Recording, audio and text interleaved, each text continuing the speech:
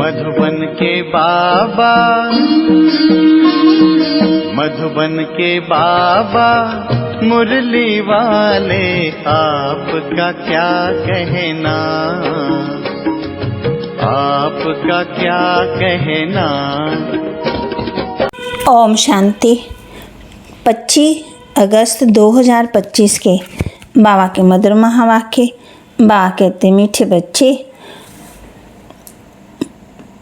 कदम कदम पर जो होता है वह कल्याणकारी है।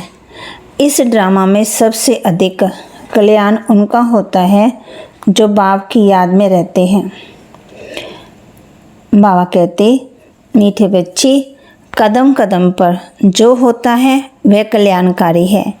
इस ड्रामा में सबसे अधिक कल्याण उनका होता है जो बाप की याद में रहते हैं। प्रश्न पूछ रहे हैं बाबा, ड्रामा की किस नोट को जानने वाले बच्चे अपार खुशी में रह सकते हैं?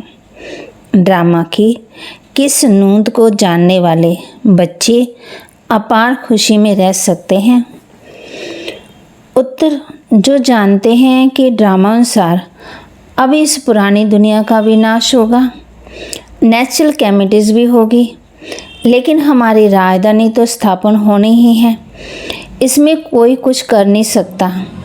बल अवस्थाएं नीचे ऊपर होती रहेंगी, कभी बहुत उमंग, कभी ठंडे ठार हो जाएंगे। इसमें मूंझना नहीं है। सभी आत्माओं का बाप भगवान हमको पढ़ा रहे हैं, इस खुशी में रहना है। गीत।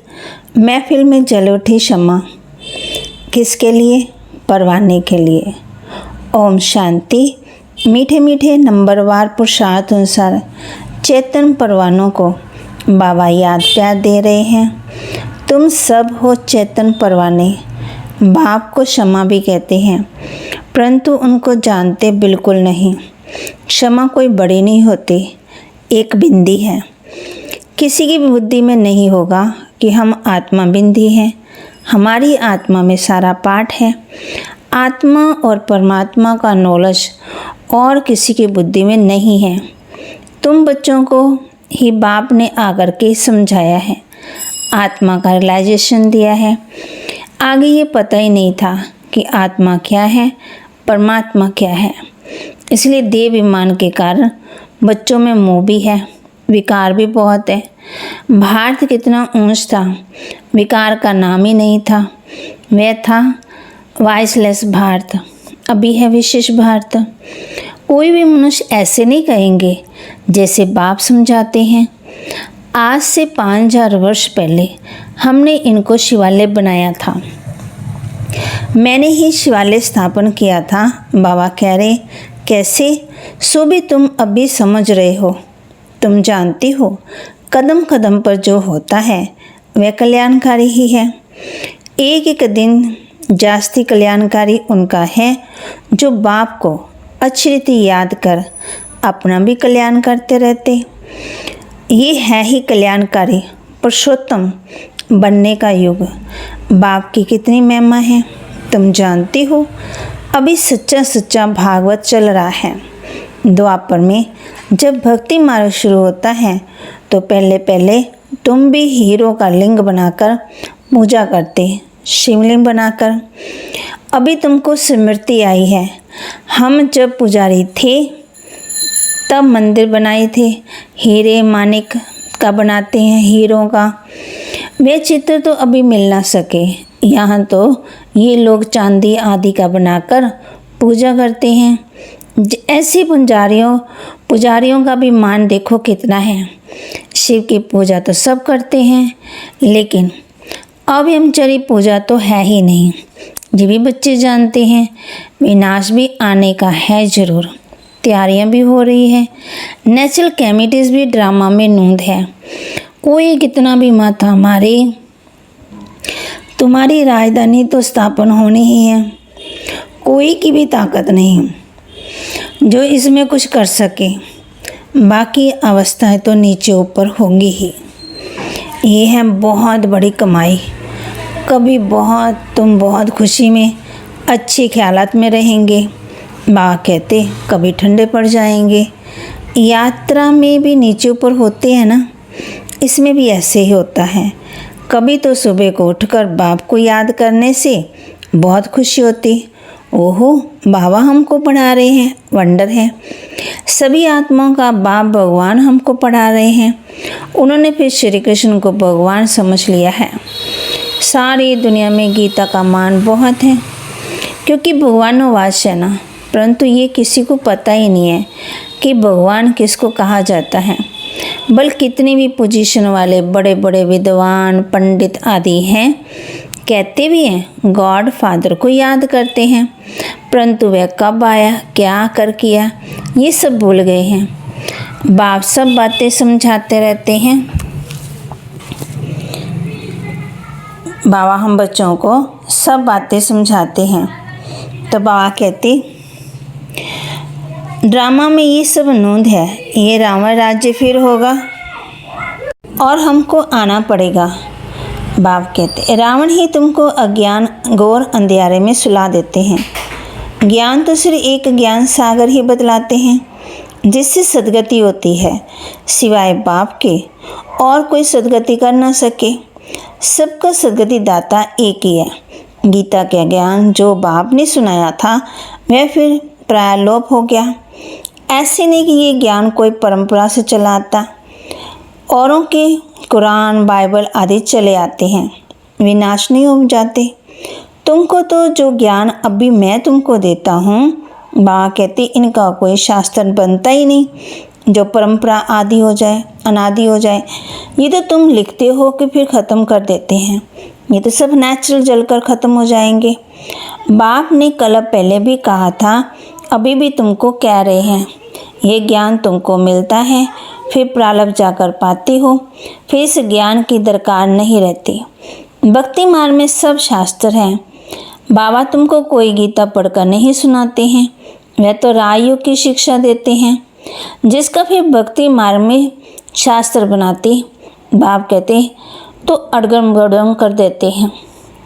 तो तुम्हारी मूल बात है कि गीता का ज्ञान किसने दिया, उनका नाम बदली कर दिया, और कोई के नाम बदली नहीं हुए हैं। सबके मुख्य धर्मशास्त्र हैं। इसमें मुख्य डिटिज्म, इस्लामिज्म, बौद्धिज्म बल करके कोई भी कहते हैं कि पहले बुद्धिज्म पीछे इस्लामिज्म बोलो। इन बातों से गीता का कोई ताल्लुक नहीं। हमारा तो काम है बाप से वर्षा लेने का। बाप कितना अच्छी रीति समझाते हैं। ये है बड़ा झाड़, अच्छा है, जैसे फ्लावर्स 3 ट्यूब्स निकलती है ना, कितना अच्छी समझ से बनाया हुआ है झाड़ है। कोई भी जड़ समझ जाएंगे कि हम किस धर्म के हैं, हमारा धर्म किसने स्थापन किया है। ये दयानंद, अवरिंदर घोष आदि तो अब भी होकर गए हैं, वो लोग भी योग सिखलाते हैं। है भक्ति सब, ज्ञान का तो नाम निशान ही नहीं है। कितने बड़े बड़े टाइटल मिलते हैं। ये भी सब ड्रामा में नोंद है, फिर भी होगा। 5000 वर्ष के बाद शुरू से लेकर ये चक्कर कैसे चलता है, फिर कैसे रिपीट होता रहता, तुम जानते हो। अभी का प्रेजेंट फिर पास्ट में फ्यूचर हो जाएगा, पास्ट प्रेजेंट और फ्यूचर। जो पास्ट हो जाता वह फिर फ्यूचर होता। इस समय तुमको नॉलेज मिलती है, फिर तुम राजा ही लेते हो। इन देवताओं का राज्य था ना, उस समय और कोई का राज्य था नहीं। ये भी एक कहानी मिसल बताओ। बागते अगर किसी को समझाना है, बड़ी सुंदर कहानी बन जाएगी।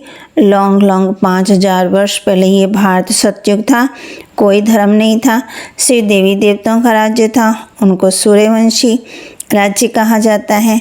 लक्ष्मी नारायण का राज्य चला 1250 वर्ष, फिर उन्होंने राज्य दिया दूसरे भाइयों क्षत्रियों को, फिर उनका राज्य चला। तुम समझा सकते हो कि बाप ने आकर के पढ़ाया था, जो अच्छी रीति पढ़े वह सूर्यवंशी बने, जो फेल हुए उनका नाम क्षत्रिय पड़ा। बाकी लड़ाई आदि की बात ही नहीं है। बाप कहते हैं बच्चे तुम मुझे याद करो तो तुम्हारे विकारों विनाश हो जाएंगे। तुम्हें विकारों पर जीत पानी है। बाप ने ऑडियंस निकाला है, जो काम पर जीत पाएंगे वही जगत जीत बनेंगे। पीछे आधा कला बाद फिर वान मार्ग में गिरते हैं। उन्हों के विचित्र हैं, शक्ल देवताओं की बनी हुई है। राम राज्य और रावण राज्य आधा आधा है। उनकी कहानी बैठ बनानी चाहिए। फिर क्या हुआ, फिर क्या हुआ? यही सत्यनारायण की कहानी है। सत्य तो एक बाप ही है जो इस समय आकर के सारी आदि मध्यंत का तुमको नॉलेज दे रहे हैं, और कोई दे नहीं सकते। मनुष्य तो बाप को ही नहीं जानते। जिस ड्रामा के एक्टर और क्रिएटर, डायरेक्टर आदि को नहीं जानते तो बाकी कौन जानेंगे? अभी तुमको बाप बताते हैं, ड्रामा अनुसार ये फिर भी ऐसे ही होगा। बाप आकर के तुम बच्चों को फिर पढ़ाएंगे, यहाँ दूसरा कोई आ ही नहीं सकते। बाप कहते मैं तुम बच्चों को ही पढ़ाता हूँ, कोई नए को यहाँ बिठा ही नहीं सकते। इंद्रप्रस्थ की कहानी भी है ना, नीलम परी पुखराज परी है ना, तो तुम्हारे में भी कोई हीरे जैसे रतन हैं। देखो रमेश ने ऐसी बात निकाली, प्रदर्शनी की, जो सबका विचार सागर मंथन चला। तो हीरे जैसा काम किया ना। कोई पुखराज, कोई क्या है, कोई तो बिल्कुल ही कुछ नहीं जानते। ये भी जानते हो कि राजधानी स्थापन होती है, उनमें राजा रानियाँ आदि सब चाहिए। तुम समझती हो हम ब्राह्मण श्रीमत पर पढ़कर विश्व के मालिक बनते हैं, कितनी खुशी होनी चाहिए।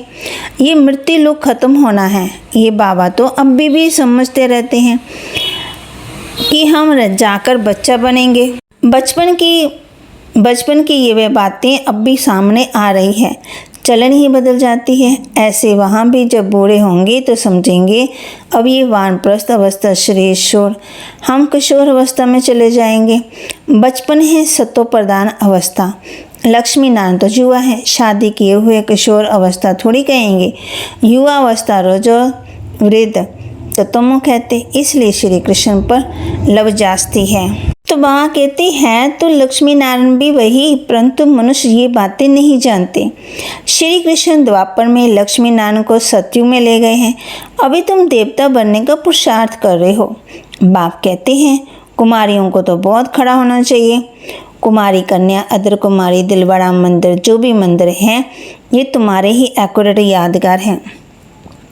मैं जड़, ये है चेतन, तुम यहाँ चेतन में बैठे हो। भारत को स्वर्ग बना रहे हो, स्वर्ग तो यहाँ ही होगा। मूल वतन सूक्ष्म वतन कहाँ है? तुम बच्चों को सब मालूम है, सारे ड्रामा को तुम जानते हो। जो पास्ट हो गया सो फिर फ्यूचर होगा, फिर पास्ट होगा। तुमको कौन पढ़ाते हैं ये समझना है। हमको भगवान पढ़ाते हैं, बस खुशी में ठंडे ठार हो जाना चाहिए। बाप की याद से सब गटोले निकल जाते हैं। बाबा हमारा बाप भी है, हमको पढ़ाते हैं, फिर हमको साथ भी ले जाएंगे। अपने को आत्मा समझ परमात्मा बाप से ऐसी बातें करनी है। बाप बता रहे हैं, बाबा हमको अभी मालूम पड़ा है, ब्रह्मा और विष्णु का भी मालूम पड़ा। विष्णु की नाभि से ब्रह्मा निकला, अब विष्णु दिखाते क्षीर सागर में, ब्रह्मा को सूक्ष्म वतन में दिखाते। वास्तव में है यहाँ विष्णु तो हुआ राज्य करने वाला। अगर विष्णु से ब्रह्मा निकला तो जरूर राज्य भी करेगा। विष्णु की नाभि से निकला तो जैसे बच्चा भी हो गया। ये सब बातें बाप बैठ समझाते हैं। ब्रह्मा ही 84 जन्म पूरे कर अब फिर विष्णुपुरी के मालिक बनते हैं। ये बातें भी कोई पूरी रीति समझते नहीं है, तब तो वह खुशी का पारा नहीं चढ़ता। गोप गोपियाँ तो तुम हो। तो वहाँ कहते सतयुग में थोड़ी होंगे, वहाँ तो होंगे प्रिंस प्रिंसेस। गोप गोपियाँ तो गोपी वल्लभ है ना। प्रजापिता ब्रह्मा सबका बाप और फिर सब आत्मा का बाप निराकार शिव, ये सब है मुख वंशावली। तुम सब भी के भाई बहन होगे, क्रिमिनल आई हो न सके, इसमें ही माया हार खिलाती है। बाप कहते अभी तक जो कुछ पढ़ा है उससे बुद्धि भूल जाओ, उसे बुद्धि से भूल जाओ। मैं जो सुनाता हूँ ना वह पढ़ो। सीढ़ी तो बहुत फर्स्ट क्लास है, सारा मदार एक बात पर है, गीता का भगवान कौन? श्री कृष्ण को भगवान कह ही नहीं सकते, वह तो सर्वगुण संपन्न देवता है, उनका नाम गीता में दे दिया। सांवरा भी उनको बनाया और फिर लक्ष्मी नारायण को सांवरा कर देते, कोई हिसाब किताब ही नहीं है। रामचंद्र को भी काला कर देते। बाप कहते कामचिता पर बैठने से सांवरे हो गए, मन बुराइयों में गए। नाम करके एक का लिया जाता। तुम सब ब्राह्मण हो, अभी तुम ज्ञान चिता पर बैठती हो ना, शुद्ध कामचिता पर बैठे हो। बाप कहते विचार सागर मंथन कर युक्तियाँ निकालो कि कैसे जगाएं। जागेंगे भी ड्रामा अनुसार। ड्रामा बड़ा धीरे धीरे चलता है। अच्छा, मीठे मीठे सिकिलते बच्चों प्रति माता पिता बाप दादा का याद प्यार, गुड मॉर्निंग। रूहानी बाप की रूहानी बच्चों को नमस्ते।